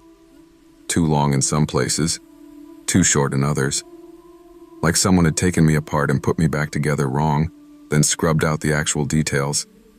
Recognition and revulsion at the same time. My eyes watered. I blinked, and the monitor showed empty aisles again. When the officers finally knocked on the back door, I nearly screamed. They swept the store, checked every aisle, both doors, the small stockroom. Nothing disturbed, one of them said. Everything's locked up tight. Could have been someone rattling the door and running off. These plazas attract weirdos. I almost told them about the camera, about the timestamp, about the not quite me face. Instead, I just nodded, signed their form, and watched their taillights vanish into the highway traffic. Ron was more mad about the police cars than about me being scared. "We don't need that kind of reputation," he said the next day. "It spooks customers. Next time, just call me first." "Would you have come in?" I asked. He didn't answer. I lasted 2 more weeks. Each closing shift got worse in ways that would sound minor to anyone who wasn't there. The chime went off twice on different nights, even though the door stayed still on camera. I'd be restocking and feel the unmistakable sensation of someone standing just behind me, this pressure, like another body in my space, only to turn and find empty air. Twice, while I was alone, the monitor flashed that same single-frame image of me at the register from earlier nights. Same posture, same stack of bills in my hand. The timestamp was different each time, stretched by a few minutes or hours, like the system was building out a whole catalog of my routines. My last night there, I bent down to grab something from under the counter and felt a breath against the back of my neck. Warm, close.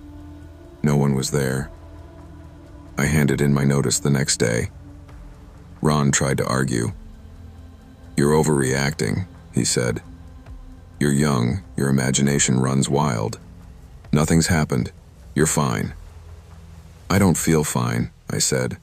"And I don't want to be here when whatever this is decides to stop playing around." He rolled his eyes but let me go.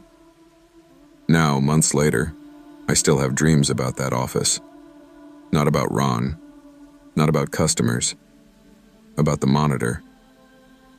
In the dream, the 4 camera feeds are all me. Me shelving. Me counting. Me locking the door. Me standing at the glass, hand pressed flat against it, hood up. The timestamp never settles. It just keeps spinning. Sometimes when it finally looks up in the dream, there's no face at all. Just the reflection of those aisles, perfectly stocked, stretching on forever.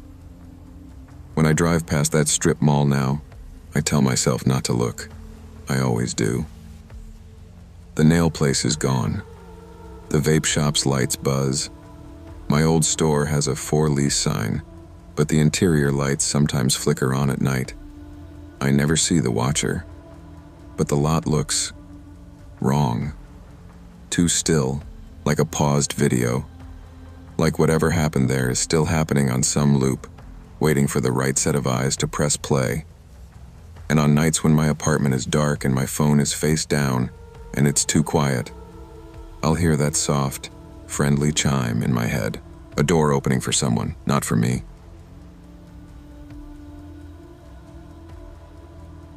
I used to think I was the stable one between me and my sister. She was the social one, always out, always posting, always orbiting other people. I was the one who liked staying in, who double-checked the locks, who knew where the breaker box was and when the rent was due. We joked that if our lives were a horror movie, she'd be the one running toward danger with friends, and I'd be the one rolling my eyes from the couch, safe at home. We rented this small 2-story house in one of those copy-paste neighborhoods where the developers change the paint color and call it variety. Every driveway was the same, every lawn equally tired. People waved if our trash cans happened to line up, but that was it. It felt anonymous in a comfortable way, like existing inside a wallpaper pattern. When my sister booked a week-long trip to Florida with her friends, I was almost relieved. No passive-aggressive arguments about dishes. No blasting music at 11 p.m. No strangers from her life drifting through my living room. Just me, my routines, my noise level. "I'll text you my flight info," she said, hauling her suitcase to the Uber. "Try not to burn the place down." "Try not to bring home anything incurable," I shot back. We laughed. It felt like a temporary reset button. The first day alone, I cleaned on autopilot, wiped counters, moved the couch 3 inches to the left like I'd always wanted, opened windows to let the air cycle. The house felt bigger, but in a good way. My footsteps echoed differently. Looking back, I keep thinking, the house expanded just enough to fit one more presence I hadn't invited. It was mid-afternoon when someone knocked. Bright daylight, neighbor lawnmowers in the distance, totally unthreatening. My sister orders from online shops like it's a sport, so I assumed it was a package. I didn't even hesitate. I went straight to the door and opened it without checking. Standing there was a man I absolutely did not recognize. 40s maybe. Dark jacket despite the mild weather, washed out jeans, hands empty. No box, no envelope, no ID badge, no company logo. Everything about him was aggressively generic except his eyes. Those locked onto mine in a way that felt practiced. Can I help you? I asked. He just stared for a beat too long, like my face was a test question. Then he smiled, but it didn't reach his eyes. It looked like he'd rehearsed the motion in a mirror. I'm looking for Anna, he said. My sister's name landed like a physical object between us. I hadn't said it. It wasn't on the mailbox. Our last name wasn't anywhere outside. My brain did that thing where it flips through explanations way too fast. Friend of hers, co-worker, delivery mix-up, stalker. She's not here, I managed. Who are you? He let the question hang there. No answer. Just that slight tilt of the head, like I'd thrown off his script. Oh, he said finally. I must have the wrong day. The wrong day? The way he said it made my skin crawl, like we were supposed to have some appointment I knew nothing about. He turned away without waiting for more. No, sorry. No, wrong house. Just a quiet pivot down the porch steps. He walked down the sidewalk at this calm, unhurried pace, never looking back. I watched him through the window until he disappeared around the curve of the cul-de-sac. No car door, no engine, just gone somewhere that wasn't his house, because I knew everyone's car on our street and I had never seen his. That night, I triple-checked the locks, told myself he was a mix-up, a weird neighbor, a confused delivery guy. But underneath all that logic was a tight, coiled feeling I didn't have a name for yet. The sense that he hadn't been surprised to find me there, just mildly inconvenienced that it wasn't her. The second night, the house felt different, not obviously. The lights were the same, the furniture was where I'd put it, the hum of the fridge unchanged. But underneath that was this subtle wrongness, like walking into a room where someone just had a heated conversation and left. The air buzzed with something unsaid. I went to bed later than usual, scrolling until my eyes hurt just to avoid the quiet. My bedroom is on the second floor, window facing the thin strip of dirt and fence between our house and the neighbors. There's nothing under that window. No ledge, no tree branch, nothing to stand on. Around 1 a.m., I woke up to a sound that my brain initially folded into a dream. A soft, rhythmic tap, tap, tap. Not loud, not random. It had a tempo. I lay there staring at the dark, trying to locate it. It wasn't the pipes. It wasn't the fridge. It wasn't the house settling. It was coming from my window.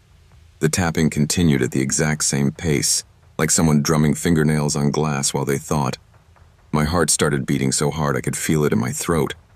I kept telling myself, wind, debris, a branch. We don't have a tree near that wall. I couldn't bring myself to jump up and yank the blinds. I slid my hand slowly toward my phone on the nightstand and watched the sliver of space where the window's shadow cut across the wall. Tap, tap, tap. It went on for maybe a full minute. Then it stopped. Not gradually, not like something swinging away, just off. I lay there frozen, counting to 100 in my head, then 200. Finally, I forced myself to get up and peek through the side of the blinds. Nothing. Just the faint shape of the fence and the neighbor's siding catching a bit of distant streetlight glow. No movement. No branch scraping. The next morning, in the full cruelty of daylight, I checked the window from outside. 3 faint vertical smears ran down the outside of the glass, spaced like finger widths, like someone had rested their hand near the top and slid it down slowly. I tried to dismiss it as dirt, rain, whatever carried dust, but that part of me that had tensed when the man said my sister's name tightened another notch. I didn't tell her. What was I going to say? Hey, hope Florida's fun. Some guy who knows your name might be tapping on my window. I didn't want to be the one freaking out over nothing. The problem is, nothing had started developing habits. It was the 4th night when he stopped hinting and started personalizing. I got home from work just after sunset. The neighborhood was in that low-activity lull. Kids inside, porch lights on, TV flickers visible through curtains. Our house looked normal from the outside. Nothing broken, no open windows, no obvious damage. The front door was still locked exactly how I'd left it. The key turned smoothly. For a split second, I let myself relax. Then I walked into the living room. The TV was on. We don't have cable, just a streaming stick that defaults to a home screen. But the screen was filled with static. Not a no-signal graphic, not a menu. Pure black and white noise, like someone had gone out of their way to find that dead channel. The volume was barely audible, just a low hiss under the hum of the lights. I hadn't used the TV that day. I'm obsessive about turning it off when I leave. Okay, I said out loud. Okay, maybe power flickered, maybe. I turned toward the shelves next to it and the words died in my throat. Every framed photo on the living room wall had been turned to face the wall. All of them. Grad photos, vacations, my parents. The frames were still hanging, but the photos were pressed flat against the paint, backs facing out. Every photo. Except one. On the end table by the couch sat the picture of me and my sister from last year. Us at some festival, sweaty, sunburned, laughing at something off camera. It was the only photo in the room still facing forward. Someone had taken a pen and neatly circled my sister's face. One clean loop around her head. Not a scribble, not vandalism. A mark of focus. Targeting. I checked every door, every window, every closet on autopilot. No signs of forced entry. No pried latches, no broken locks. Nothing missing that I could see. My jewelry box, our laptop, my wallet, everything was still where it belonged. Whoever had been there hadn't come for stuff. They'd come to say, I can get in. I know who lives here. And I am interested in her. My hands shook so hard when I called my sister that I almost dropped the phone. She answered on the second ring. Bar noise and ocean waves in the background. What's up? She shouted over the din. Do you know a guy in his 40s? I started, then realized how insane that sounded. Dark jacket, kind of average looking, maybe brown hair? She snorted. Wow, that narrows it down. Why? I told her about the man at the door, the way he'd said her name, the tapping, the photo. Her tone shifted from amused to defensive.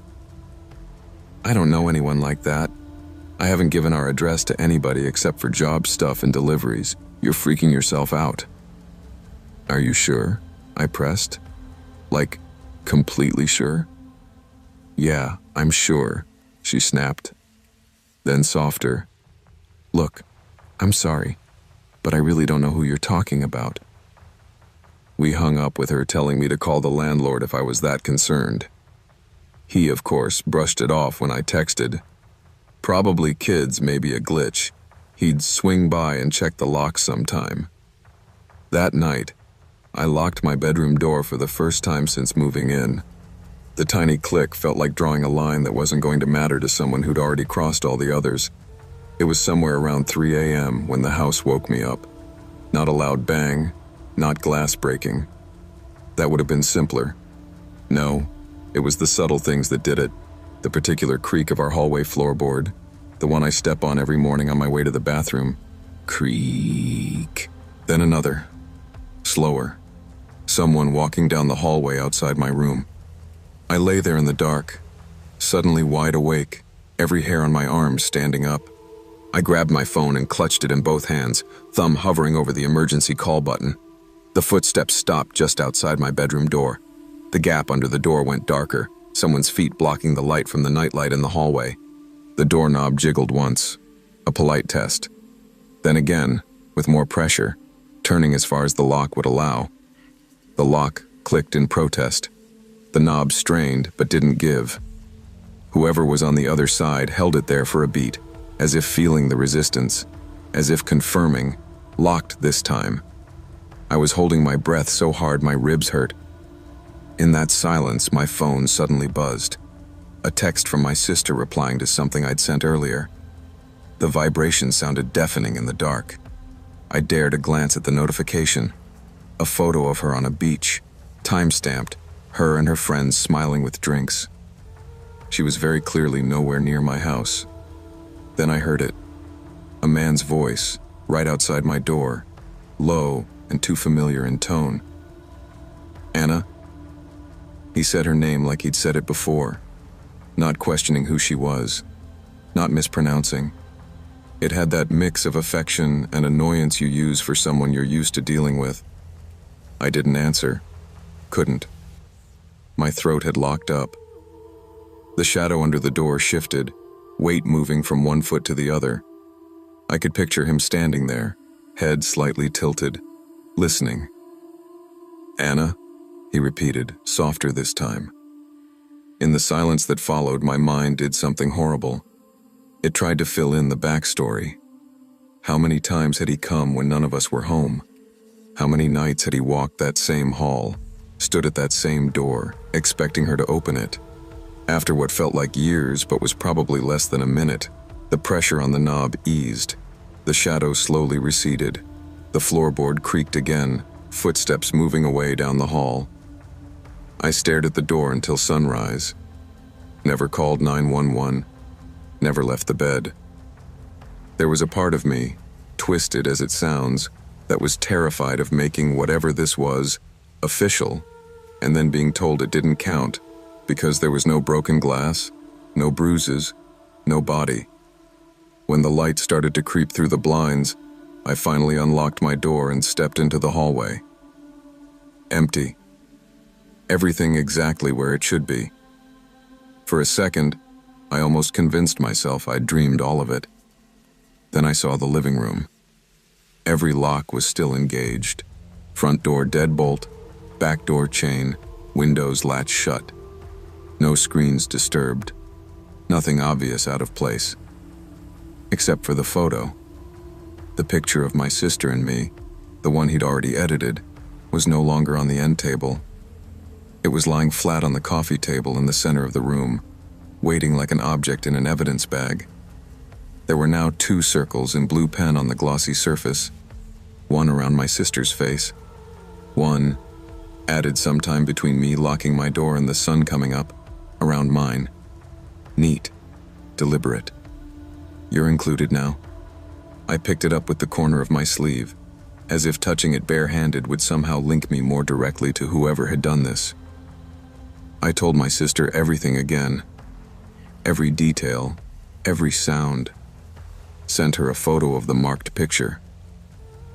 She was quiet a long time. I swear to you, she finally said, voice thin over the line.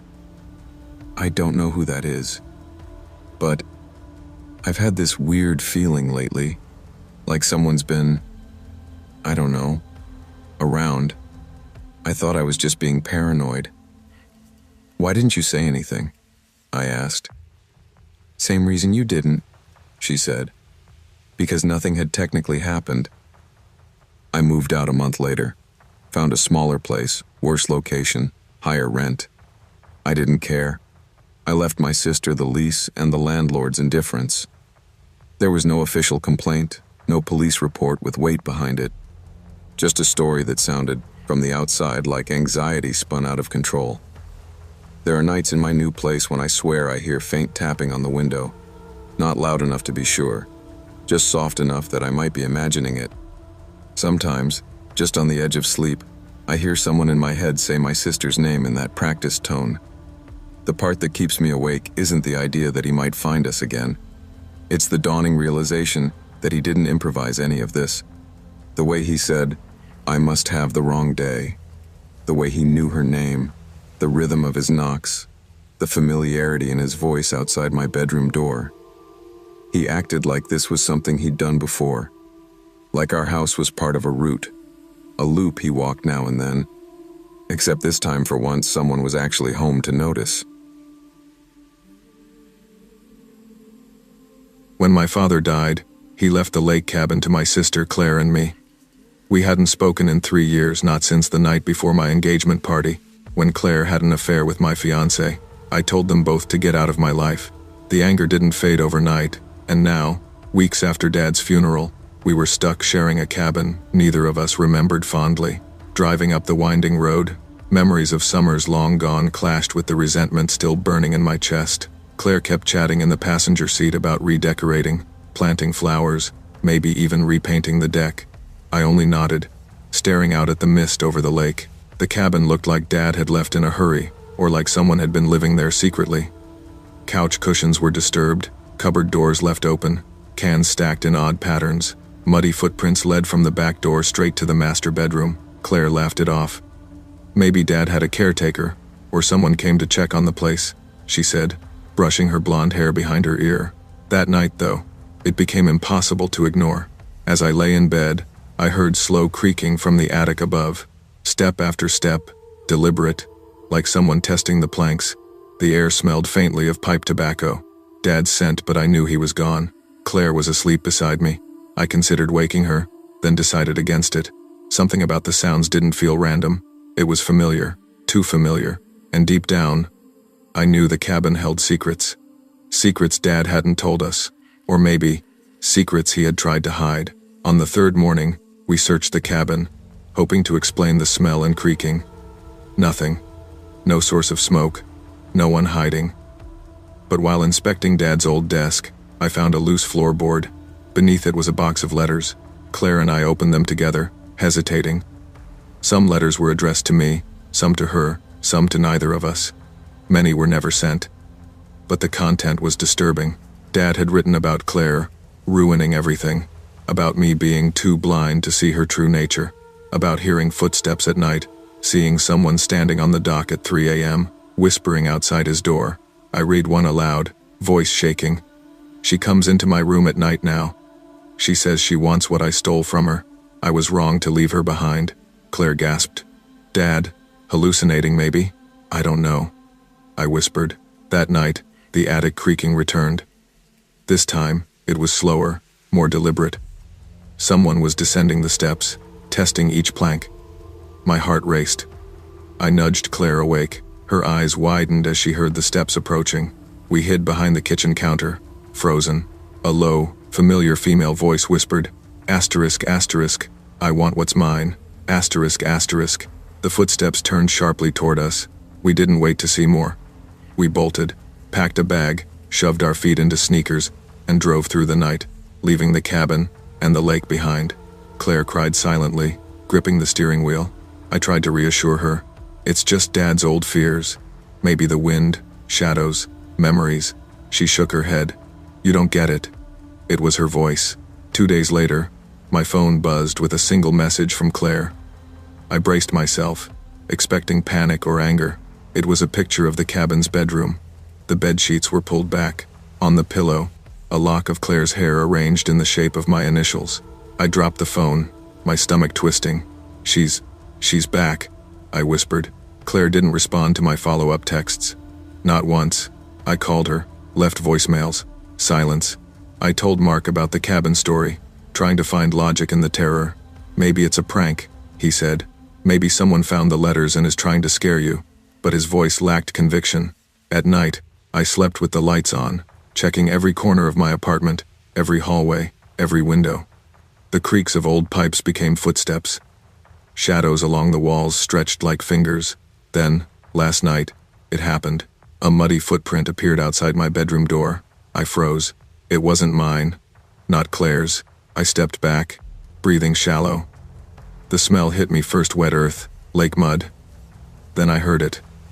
A slow, deliberate shuffle. Someone was pacing just outside, testing the floorboards like Dad's letters had described. I grabbed my phone to call the police. Signal weak. Nothing. The voice came then, clear, low, and chilling. Asterisk, asterisk, you can't hide what's mine. Asterisk, asterisk. I realized it had followed us. It had left the cabin behind, and now, it was here. I spent the night in the corner of my living room, phone in hand, flashlight under my chin. Every sound, the hum of the fridge, the creak of the floor felt amplified. At 3:13 a.m., the footsteps paused right outside my bedroom. My breath caught. Then, silence. Too perfect. I whispered to myself, maybe it's a burglar, maybe it's nothing. Then I saw it. A shadow stretching along the hallway, tall and humanoid, but moving wrong, like a marionette. I could almost make out the shape of long hair. I tried to move. My legs refused. The shadow advanced, each step deliberate, echoing in my skull. You took what wasn't yours, the voice whispered, dripping venom. The phone slipped from my hand. The flashlight flickered. I grabbed a chair and held it between me and the shadow. Then it stopped. For a heartbeat, there was nothing. Then, a whisper from the corner. Asterisk, asterisk. I've always been here. Asterisk, asterisk.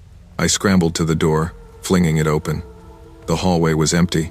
Footprints in the mud led nowhere. I realized the terror wasn't supernatural. It wasn't magic. It wasn't Dad or Claire. It was something human, patient, observing, waiting, and it wasn't finished. I couldn't sleep for days. I stayed awake, lights on, doors locked, yet every shadow, every creak, made me jump. I avoided calling Claire. There was no answer, just silence. Her disappearance mirrored in the eerie presence that had followed us home.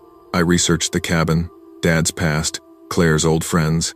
Nothing concrete, but one thing was clear. Someone had been in that cabin before us, hiding, waiting. Someone obsessed, someone meticulous enough to follow us across town. Last night, the muddy footprint returned, outside my bedroom door again. I opened it slowly. Nothing, just silence. Then I noticed a folded note on the floor. My handwriting, not mine. It read, asterisk, you can't protect what's mine. I've been patient long enough, asterisk. I realized the horror of the letters. Dad hadn't been paranoid. He had known, in his own way, that someone, or sometimes times, was watching, waiting, and now, it had a new target, me. I stayed awake the entire night, flashlight in hand, heart hammering. Every floorboard creak was deliberate, every shadow a threat. The moral hit me hard. Secrets aren't buried. Betrayal leaves echoes that can't be erased. My past, Claire's past, even Dad's mistakes, they all followed me here, tangible, alive. I know one day it will come for me fully. I just hope by then, I'm ready. Secrets left unspoken and betrayals hidden have a life of their own. They fester, follow, and demand reckoning, sometimes in ways that cannot be controlled. Truth and honesty are not just for closure, they are for survival. My name is Jasmine, but everyone in the neighborhood called me Miss J. At 15, house sitting for extra cash felt like a pretty good gig, especially on a Tuesday afternoon in July. The sun was pouring over the Halversons' manicured lawn, the scent of freshly cut grass hanging heavy in the air, and down the street, I could hear the rhythmic thwack of a tennis ball. The atmosphere was disarming, aggressively normal. I was watching 8-year-old twins, Max and Sam. Their mom, Mrs. Halverson, had called me around noon, apologizing profusely. "Jay, I am so sorry, but I have a last-minute emergency meeting with the school board. It's unavoidable. Can you cover until 7? I agreed immediately. More hours meant more money toward the used car I desperately wanted.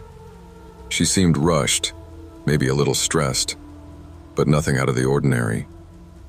She gave the boys a quick hug, told me the pizza was already paid for, and sped off in her SUV. The boys and I were sprawled out in the family room, building some ridiculously complex Lego spaceship. Max was arguing with Sam about the placement of a fin when I heard it. A soft, metallic shh. It was the sound of the sliding patio door opening, followed by a quiet thud as it slid shut. "Did you guys invite anyone over?" I whispered, putting down my piece of Lego. Max shook his head, his eyes wide. Mom said no one was allowed. The Halversons were very strict about that. I told the boys to stay put and silent. I crept toward the hallway leading to the kitchen, my heart starting to pound not from fear of a ghost or a slasher, but from the sudden, jarring intrusion into our quiet afternoon. I figured it was a neighborhood kid, or maybe a thief. I peered around the corner of the banister, looking down into the kitchen. It wasn't a stranger. It was Mr. Lyle Halverson. Lyle Halverson was an imposing man, usually quiet and polite, a retired professor who always wore a blazer. But the man in the kitchen now was different. He was standing perfectly still, his back to me, and he was covered in blood. It was dried, rusty brown blood spatter on his shirt and across the back of his neck, but it wasn't gushing. He looked utterly calm, methodical, as though he were performing a tedious household chore. He wasn't rushing, wasn't looking for valuables, and wasn't making a sound. He simply walked to the kitchen window and slowly, deliberately, pulled the blind down. Swoosh. Then he moved to the deadbolt on the garage door, flipped the lock, and engaged the top security chain. Click. Clack. I pulled back from the banister, retreating silently until my back hit the wall. The true horror of the situation hit me. The emergency meeting was a lie. Something had happened, something violent given the blood, and Lyle was home, but he wasn't well. He was locking us in. I crept back to the family room. Max and Sam were still whispering, confused. "Boys," I mouthed, "we have to be absolutely silent." I picked up the landline phone. Dead air. He must have cut the lines before coming inside, or maybe I was just praying that the storm had knocked out service. I checked my cell phone. No signal. The neighborhood security bubble had burst. We were trapped in a silent house with a man who knew every hiding spot and every creek. He believed he was saving his family from the outside world, and I was just an obstacle, or maybe tragically, part of the family he intended to save. Lyle had disappeared from the kitchen, and the entire house had fallen into an unnatural silence. We had retreated to the master bedroom upstairs, the one room with a door that had a small, old-fashioned bolt lock. It wouldn't hold him for long, but it gave us a moment. The boys were crying silently, and I held them close, trying to project a calm I didn't feel. "We have to get out," I whispered. "The windows. Can we open the windows?" The window was old, heavy, and painted shut. It took all my strength to shove it up just enough to create a gap. The cool breeze on my face was a jolt of reality. We were on the second floor. It was a rough drop, but not impossible if we could break the fall. The problem was getting to the window without being heard. Lyle knew this house intimately. I pictured him downstairs, the hammer I had briefly glimpsed tucked into his waistband, waiting patiently. I knew that the second-to-last step on the main staircase always squeaked, and the third floorboard outside the master bath always groaned. I moved first, pulling Sam after me. "Step lightly. Exactly where I step," I instructed. We navigated the obstacle course of the upstairs hall in slow motion. Creak. We froze. It wasn't the floorboard. It was the sound of a door opening downstairs, followed by a heavy padded thud from the landing. Lyle was now on the staircase. I pushed Sam and Max into the laundry room, which had a small window overlooking the roof of the garage. "Hide in here, under the linen basket. Don't make a sound no matter what you hear." I moved back toward the master bedroom, trying to draw him away from the boys. I stepped onto the infamous third floorboard. It gave a loud, agonizing groan. Too late. The floorboard had worked. It had bought me a moment. The methodical footsteps in the hall paused, then rerouted toward the master bedroom. I sprinted back into the room, slammed the door shut, and slid the bolt home. I didn't hide. I went straight for the window. I needed a distraction, something to make him believe I was still in the room. I snatched a heavy antique lamp off the nightstand and hurled it against the far wall. Crash! Almost immediately, the sound was followed by a heavy shoulder hitting the door. Bam! The old wooden frame groaned, and the bolt threatened to give. Bam! Again. The wood around the bolt cracked. I didn't have time to hesitate. I wrenched the window open wider, shoved the thick area rug underneath the sill to soften the edge, and looked out. The drop was 15 feet to a flower bed, but just beside the window was a thick, robust rose trellis climbing up the wall. I raced to the laundry room, pulling Sam and Max out. Quickly! Out the window! The trellis is right there! Max, being the braver twin, went first. I lowered him out, supporting his weight until his sneakers found purchase on the crossbars of the trellis. Go down fast. Keep going until your feet touch grass. Don't look back. Sam was next. He was crying and scared, but the sheer terror of the repeated BAM from the master bedroom was a powerful motivator. I lowered him too, watching until he was halfway down. I could hear the master bedroom door splintering behind me. I looked back. The door was buckling. Sam was almost at the bottom. Max was already running toward the neighbor's yard. Safety. They were safe. I had to go. I climbed onto the windowsill, my legs already dangling outside, searching for the trellis. I could hear the final, desperate cracking sound of the door frame giving way. I was halfway out when a piece of the door exploded inward, and I heard the heavy thud of the door hitting the wall. I froze, heart hammering. I hadn't looked back, but I knew he was there. I heard his breath, not frantic but slow and deep, right behind me. He wasn't rushing. He didn't need to. I was framed perfectly in the window, my back to him, one leg still inside the room. Leaving so soon, Miss J? His voice was a calm, low whisper, entirely devoid of anger or panic, which made it the most terrifying sound I had ever heard. I felt the sudden, chilling pressure of his finger on the back of my shoulder, the lightest touch imaginable. I turned my head just enough to see him. He was standing in the doorway, the shattered wood frame framing his figure. The hammer was now held loosely at his side, dripping slightly. His eyes were wide and focused, completely lost in his own reality. He had an expression of serene disappointment, like a father catching a child trying to sneak out after curfew. He raised his bloody hand to his own lips. His eyes held mine, conveying a warning that needed no words. He simply said, "Shh." The screen cut to black.